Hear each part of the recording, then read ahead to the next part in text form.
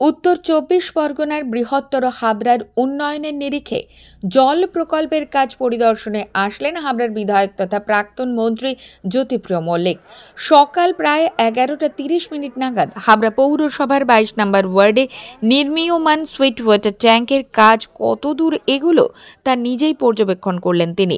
প্রসঙ্গত, এই জল প্রকল্পের মাধ্যমে নৈহাটির গঙ্গার পরিশ্রুত পানীয় জল নৈহাটি, অশোকনগর, হাবড়া হয়ে গোবরডাঙ্গায় শেষ হবে।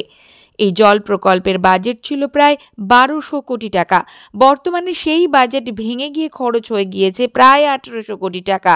তবে অনুমান এই জল প্রকল্পের কাজ সম্পূর্ণ করতে আরও ৩০০ কোটি টাকা লাগবে, এমনই জানালেন বিধায়ক জ্যোতিপ্রিয় মল্লিক।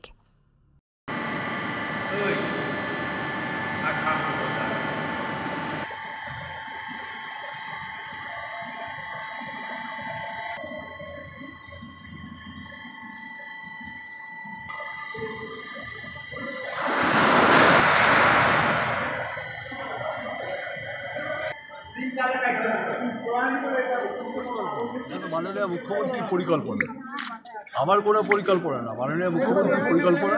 নৈহাটি গঙ্গা থেকে পরিশুদ্ধ পানীয় জল নৈহাটি হয়ে, অশোকনগর হয়ে, হাবড়া হয়ে, গোবরডাঙ্গা হয়ে শেষ হয়ে যাবে প্রকল্পটা। এটা একটা বৃহত্তম প্রকল্প। যত বাংলায় যত জল প্রকল্প তৈরি হয়েছে সব থেকে বেশি খরচ এই প্রকল্প হচ্ছে।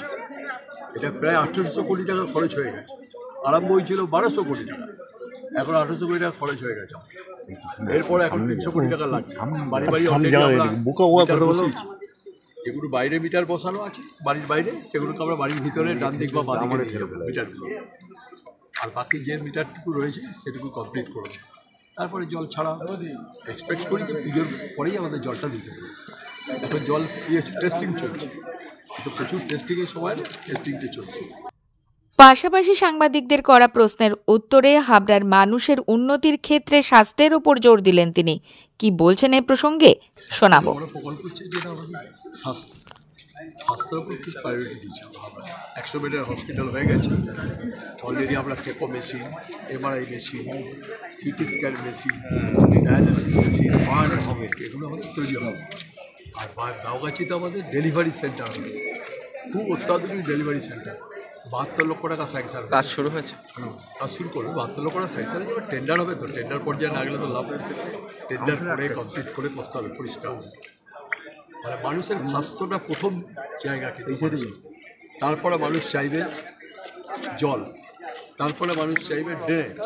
আমরা মাননীয় মুখ্যমন্ত্রী প্রচুর কাজ করে দিয়েছে, আমাদের চাওয়ার কোনো জায়গা।